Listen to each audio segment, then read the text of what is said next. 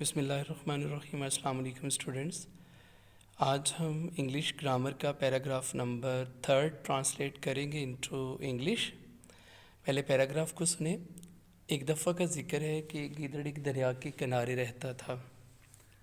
دریا کے دوسرے کنارے پر خربوزے کے بہت سے کھیت تھے۔ دریا گہرا اور چوڑا تھا۔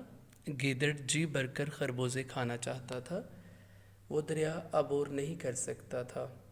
ایک دن اس نے اپنے دوست اونٹ سے کہا، اگر تم مجھے دریا کے دوسرے کنارے لے چلو تو میں بہت شکر گزار ہوں گا۔ اونٹ رضامند ہو گیا۔ گیدڑ اونٹ کی پیٹھ پر چھلانگ لگا کر چڑھ گیا۔ اونٹ دریا میں سے چلتا ہوا دوسرے کنارے پہنچ گیا۔ گیدڑ خربوزوں کے کھیت میں گھس گیا اور مزے سے خربوزے کھانے لگا۔ Now we translate this paragraph into English۔ ایک دفعہ کا ذکر ہے، گیدڑ ایک دریا کے کنارے رہتا تھا۔ Once upon a time, a jackal lived on the bank of a river۔ دریا کے دوسرے کنارے پر خربوزے کے بہت سے کھیت تھے۔ There were many fields of melons on the other side of the river۔ On the other side of the river۔ دریا گہرا اور چوڑا تھا۔ The river was deep and wide۔ گیدڑ جی بھر کر خربوزے کھانا چاہتا تھا۔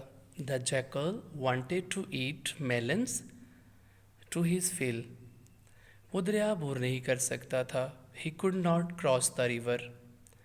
ایک دن اس نے اپنے دوست اونٹ سے کہا، One day he said to his friend camel, inverted comma، اگر تم مجھے دریا کے دوسرے کنارے لے چلو تو میں آپ کا بہت شکر گزار ہوں گا۔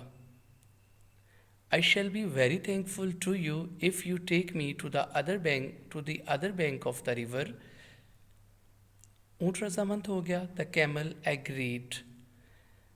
گیدڑ اونٹ کی پیٹھ پر چھلانگ لگا کر چڑھ گیا۔ The jackal jumped onto the back of the camel۔ اونٹ دریا میں سے چلتا ہوا دوسرے کنارے پہنچ گیا۔ Wading through the river, the camel reached the other bank of the river۔ گیدڑ خربوزوں کے کھیت میں گھس گیا اور مزے سے خربوزے کھانے لگا۔ The jackal rushed into the field of melons and began to eat melons۔